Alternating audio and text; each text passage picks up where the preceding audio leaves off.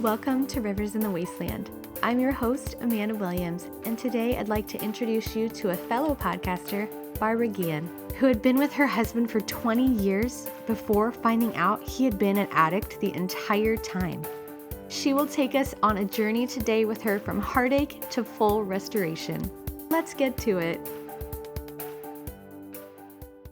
All right, so I am here today with Barbara. She is from the Something to Bless podcast. And can you tell our listeners how you came up with a name? Because I love this little story. Yeah, a few years ago, I was in a coaching program, and I remember my coach saying something along the lines of, if you want God to bless your work or whatever it is you're doing, you got to give him something to work with, or you got to give him something to bless. And that little phrase right there, something to bless, just stuck out. And I just grabbed a hold of it and didn't even have an idea that I was going to do a podcast at that time, but I loved it. And so, yeah, when I came up with the podcast idea, I was like, it's going to be called Something to Bless. I just love that. There's so much to offer others. Yeah. Give them something to bless. That is so great. I got a chance to know you a little bit in our first conversation that we had. It seems like it was just a few days ago. And I was really struck by the story that you have of your marriage. And I actually went on your podcast and I went back and I listened to your husband's testimony. And I also went down and listened to the follow-up. And so it was so neat to have both perspectives, because now I'm invested. Now I have both sides of the story. So I have to know, where did you and your husband meet? We met through his sister, who was my best friend in high school. And when we met, there's a 3-year age difference. He's 3 years older. I was only 15. And so at that age, it's weird to think back now, but at that age, I remember thinking, like, I had no romantic thoughts of him whatsoever. And at that time, even though it's just 3 years, I thought, like, he's a man. He's too old for me. Yeah. But I didn't look at him like that at all. But yes, I met him through my best friend at the time. Now, did he look at you like that? No, not at all. Not until you were legal? Right. I was barely, like, in the beginning of my high school. He was at the end. So he was already... Yeah, he was driving, he was working, he was doing all the things, and we were on two completely different levels of age and stage. Sense. Yeah. So how long have you and your husband been married today? We did everything backwards. So we've been together for almost 29 years. We've been married for, the reason I don't know quickly how many years is because we don't celebrate our anniversary, which is another story. If you want to know, I'll share that with you. It's pretty sad. Yes. It's pretty sad. Why don't you celebrate your anniversary? Well, we got married in 2006, at the beginning of 2006, January, actually. And this was before he, realized he had a problem. He drank so much the night of our wedding. I had just lost my mom a few months before that. And we had gone through this whole year-long trial ourselves as a couple, because backing up several months, he betrayed me and we had separated. And during that time, I found out my mom was sick, and it was just a really awful, horrible time. And after she passed, he just was very, very persistent about working things out. And I just really was tired. I was tired of fighting and being in this really poor emotional state. And so I gave in. And that's kind of how I said yes to him asking me to marry him. We had already had 2 kids together. We've been living together for years. But we got married in January in Vegas, of all places.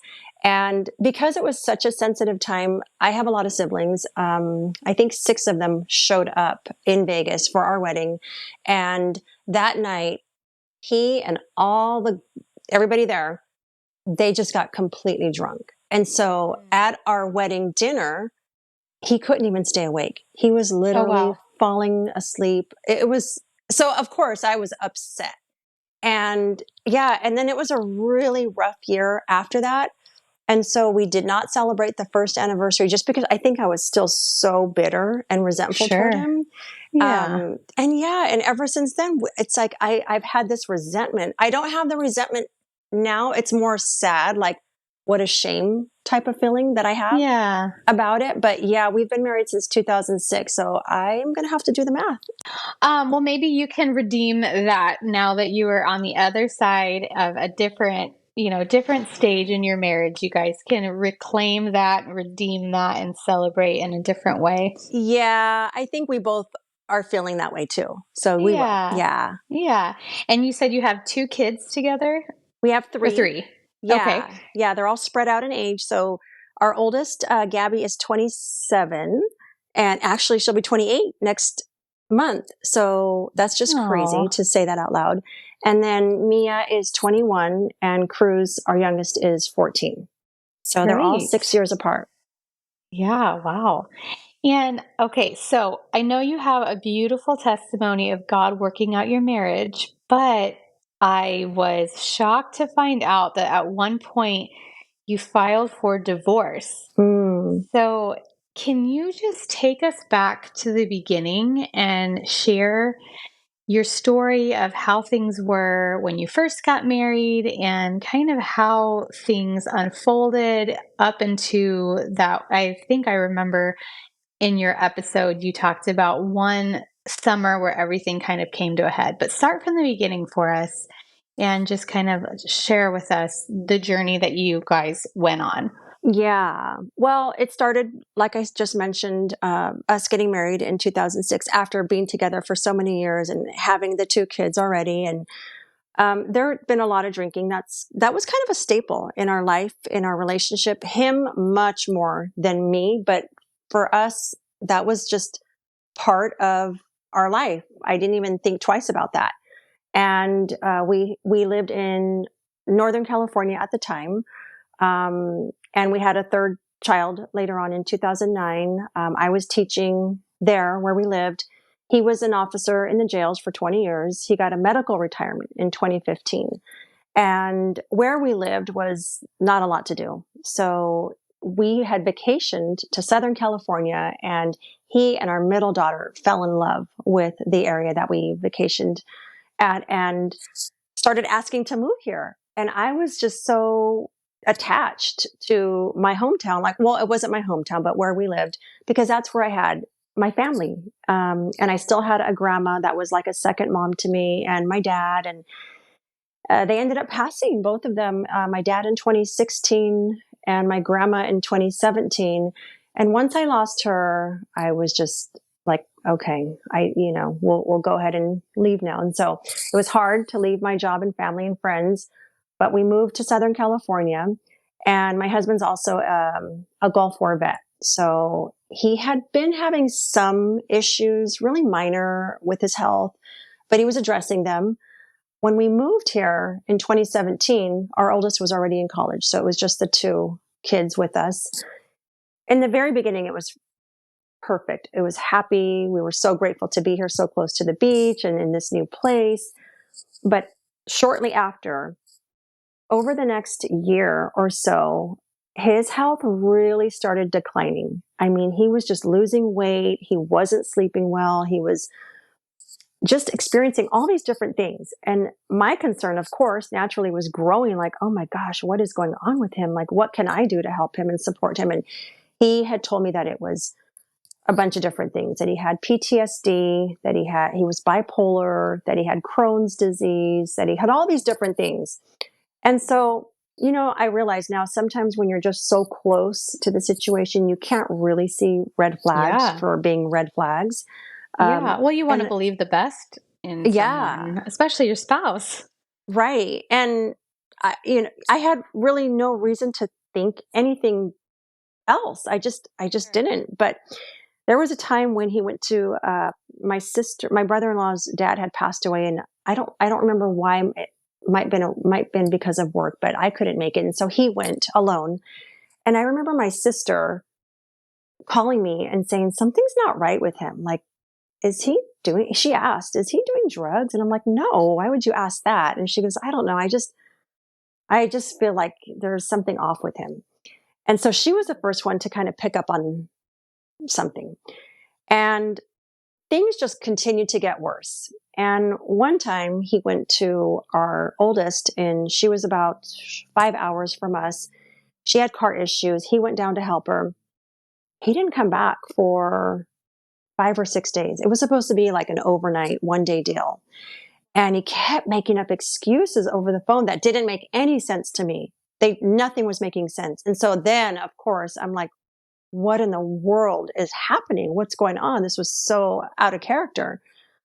And he ended up coming back home, but things just continued to spiral. And when I finally started to suspect, because I was sharing with certain friends and family, and they were saying, is he doing drugs? Everyone was asking the same question. Is he doing drugs? And I'm like, I don't think so. I don't know. I don't think so. I have no proof. And one day, he was taking my Jeep somewhere, and the door was open while he was grabbing something. And I saw his little backpack, and I grabbed it. And he came, and he wouldn't let me hold on to that bag. And so then I really was like, okay, there's something in here. Like, he's just, this is just too crazy. But again, like, he never came to bed anymore. He was losing weight dramatically. His hair was growing out. He was just always sweaty and on edge. And it was just getting worse and worse. And so it's like I probably shared in the episode that you heard, it's very blurry, the order of Sure. things. Yeah. But once I discovered or realized what it was, gosh, it was so hard. And it just became unbearable to be under the same roof as him. Our oldest was home from college, and she's the more feisty one to not put up with anything. And he was just being really nasty with her, and she was nasty back. And we couldn't stay here. Things became unpredictable, and they felt unsafe. And, I prayed and prayed and prayed and prayed. And I seeked out counsel from my pastor at the time, and I had to go to the courts here to get an order to have him forcibly moved out of the house because he just wouldn't leave.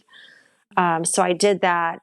But even when I did that, he refused. He barricaded himself inside the house, and we were forced to go and find other arrangements here in town. And then, I had to file for divorce, or I felt like that was just the next thing. Like I was done. I was completely done with him and dealing with Yeah. any of this. Shortly after, he eventually ended up moving out, and we came back in and settled in. And not long after, I want to say maybe a month or had passed, he checked himself into a halfway home and came clean and just admitted that he had a problem. He was doing meth, that he's always done drugs throughout our entire time together. I had no clue, and that he would balance it out with alcohol. And that's why when he did drink, it was in excess. It was ridiculous amount of alcohol. But he said because he had to keep himself balanced out that way. That's So, interesting. right. Yeah. And so, I'm just shocked. Like, at this, when I was growing up, uh, my mom was a drug user, and she married a man who was a drug user. And there was a lot of violence in the house when they were together. And I just hated drugs from a young age because of what I saw in front of me. And so I've never done a drug in my life. I mean, I drank a ton starting at a young age myself. I was always out drinking, missing school, doing all the things, but I always had a really strong hatred for drugs. And so I never did them. I never wanted to be around anybody else who was doing them. And so to come and find out that I was married to somebody who was doing them and then, became addicted was just unbelievable. Sure. I imagine that was a really hard realization. Will you back up just a little bit and share about the hospital and kind of the moment that your husband had about how he came clean? Because I feel like that is such an important piece of the story. Um, before he admitted to you guys that about being an addict. Yeah, yeah, the story you're talking about. We had almost no contact by this point. Okay. I wasn't taking his calls. I was already way past the point of wanting anything to do with him, and he was still out bouncing around from place to place. And apparently, he got really, really sick to the point. I mean, I did get to see him throughout here and there, and his ankles and his feet were just swollen to the point where he couldn't even wear shoes anymore, Wow. because of his drug use. And he was, using needles by this point too. So he ends up in the hospital, uh, and he's got kidney failure. And he has no previous history of any, anything at all. So this kind of seemed to come out of nowhere. But it's all the stuff he was also drinking. I don't know what the name of the syrup is, but maybe it's GHT. He was drinking something that was like really, really toxic for your organs, your liver and your Never kidney. even heard of that. Yeah, he was doing all kinds of stuff. So he ends up in the hospital, and, they tell him, like, you're going to have to go on dialysis. Your kidneys are failing. And he has this experience with a nurse coming in, and I can't even remember, the full wording of what was said, but she comes and asks him if he prays, and where's his family, and he needs God, and she's encouraging him to turn to God. And he's just kind of at a point of like, they all gave up on me. He's hopeless himself. He eventually just checks out of the hospital and he gets out. But when he comes back and asks for that nurse and asks about that nurse, nobody knew who or what he was talking about. Oh my gosh. He is 100% convinced it was an angel. Like, it was Wow. supernatural experience that he had. Yeah, he had an encounter. He had an encounter. Yeah. And he came back and he described her to the T, and they were like, that wasn't your nurse, was this person. That wasn't your nurse. And Wow. we don't have anybody who sounds like what you're describing. And so after that, I think, is when his eyes were finally opened, and he just had the willingness to surrender and to start by just being honest and getting Yeah. the help that he needed to get. And, he had one relapse, initially, but it's been 5 years now, and Wow. he's very, very involved in his recovery, and Praise God. yeah, and helping others, in theirs. So just Yeah, this year started sponsoring people, other guys. Yeah. that's great.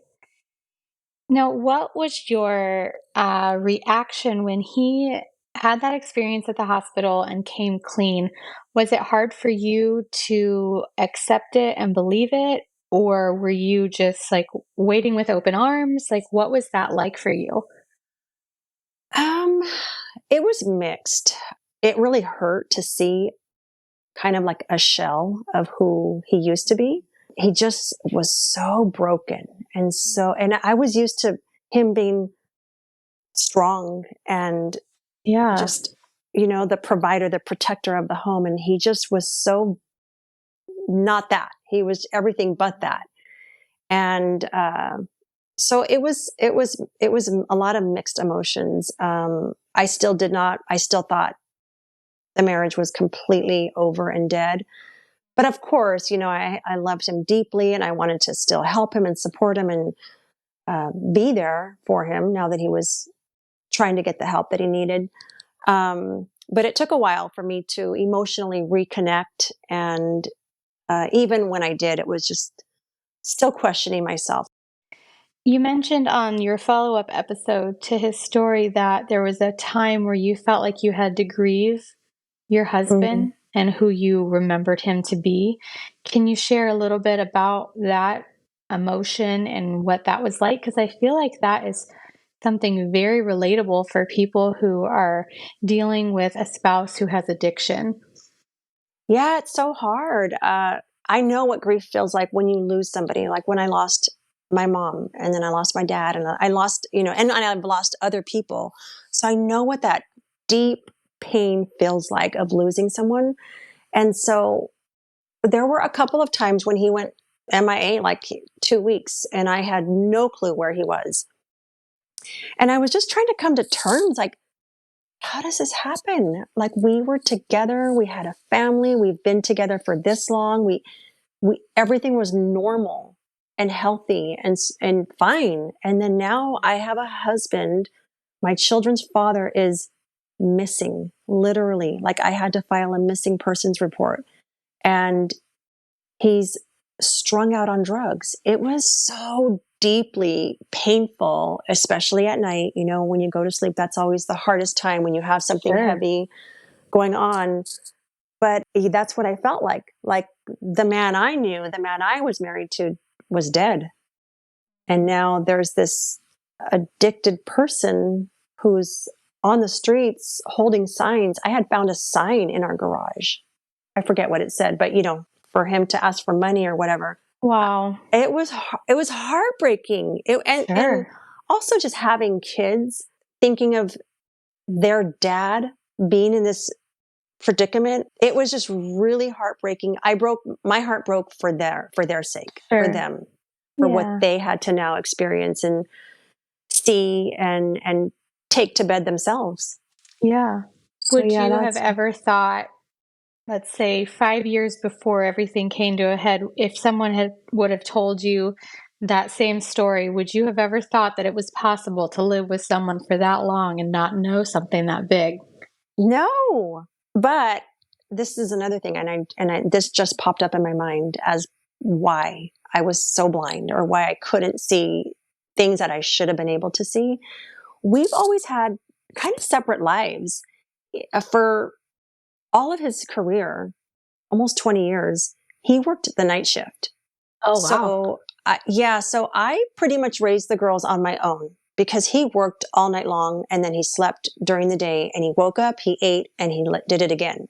And he worked weekends often. So I did a lot of things alone. I mean, I can see why I missed so much. Yeah. He had a lot of privacy and time away from me. And I was preoccupied raising the kids and Mhm. working and doing all the things.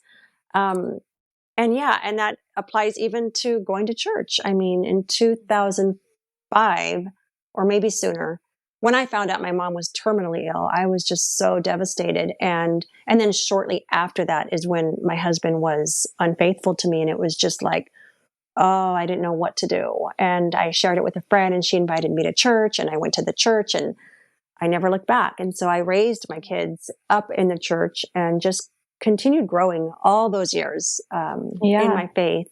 And Yeah. he never was interested, but his work schedule also didn't really allow him Yeah. to. That would be hard. So Yeah. what was your relationship or dialogue with God during this season where everything was out in the open? How did he carry you through that time? Was there a verse that stood out to you that you cling to, or a story or a song or something that really touched you during that time to keep you holding on? During the most recent episode, where it was around the addiction, it was Philippians 4:6-7, because I was so constantly stressed out and upset, emotional. I mean, I had all the emotions going on inside of me, and I was, had my kids again to focus on. And that verse, it's like, do not be anxious, but present your request before God with thanksgiving, and he will guard your heart and your mind in Christ Jesus. And I remember having that verse on repeat, day in, day out, like Yes. crazy. Yeah. Yes. That's a really good one. It's Yeah. so good because I feel like our minds are such a battlefield. And if we can get that concept of submitting everything to the Lord, then I feel like it is so much more doable to get Yeah. through everything life throws at us. So I love that one. I can see how that would really, really carry you through that season. Yeah, and whenever it's a command, like God's telling us, do not be anxious. He's telling me, do not be anxious. I don't have to be anxious. I can Hmm. give this, whatever I'm dealing with, I can give it up to him, and he will protect me. That's his promise back to me. Yeah, So yes, it that's was really on good. repeat. Did you ever feel at any point that you're like, okay, like I'm not being anxious, like I need this to change? Did I ever get like the peace from that? Yeah. Um, yeah, I did.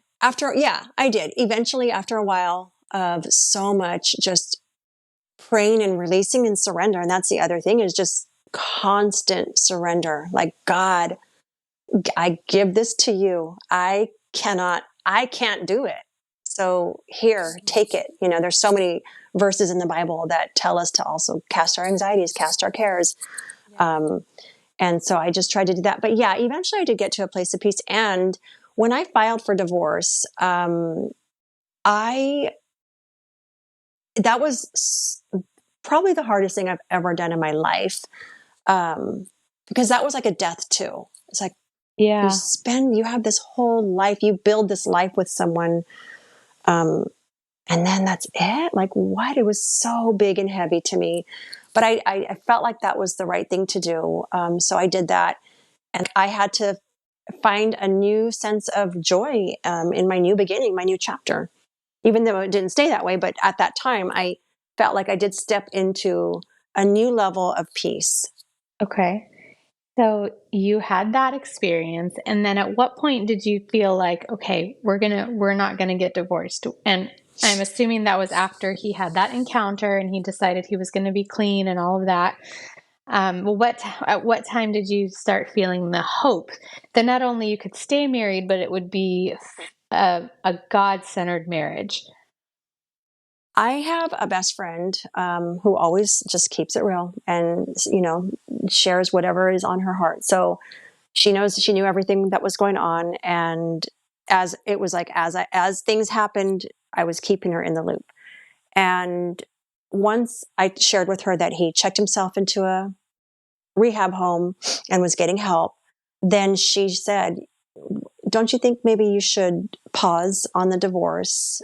Because throughout the proceedings, and we had been already almost 6 months into the proceedings through the courts, it takes forever. But she said, since he didn't have any involvement whatsoever, he just was not in any kind of state of mind to do that, that maybe allow him to get help, get well, and then reconsider it once he's able to participate. And so I just didn't pursue. There was a court date, and I just didn't show up, and that was my way of not continuing on with the divorce, the proceedings. And so I allowed him to move back in after he had been in the house for a couple months, the halfway house. I allowed him to come back in our home, and we slept in separate rooms, and there was no talk of getting back together. And then after about a month or so, we started talking about possibly working things out. And I don't remember talks about God or any of that, but it did come up for sure, and was decided like, yeah, that was definitely something that he was going to commit to on his own. He had come to me, sharing his newfound faith and kind of relationship with God, and how much time he spent in prayer and was given his life to God. And so it wasn't like, like I mentioned before, I was emotionally done. I didn't feel anything anymore about with the marriage part of it. I felt sad. It felt really heartbreaking that, we had all that and then it was just over. But I didn't have a desire to be with him. My views of him had just changed so dramatically. And, he caused a lot of destruction to our family Sure. and to the house. And so Yeah. um, I just, after so much talking and being under the same roof for a little bit, decided that we could figure a way out to work it out. And so we went slow, but over time, we just ended up deciding that we would stay together and make it work. And he has been committed. He has given his life to God since that day or since that time.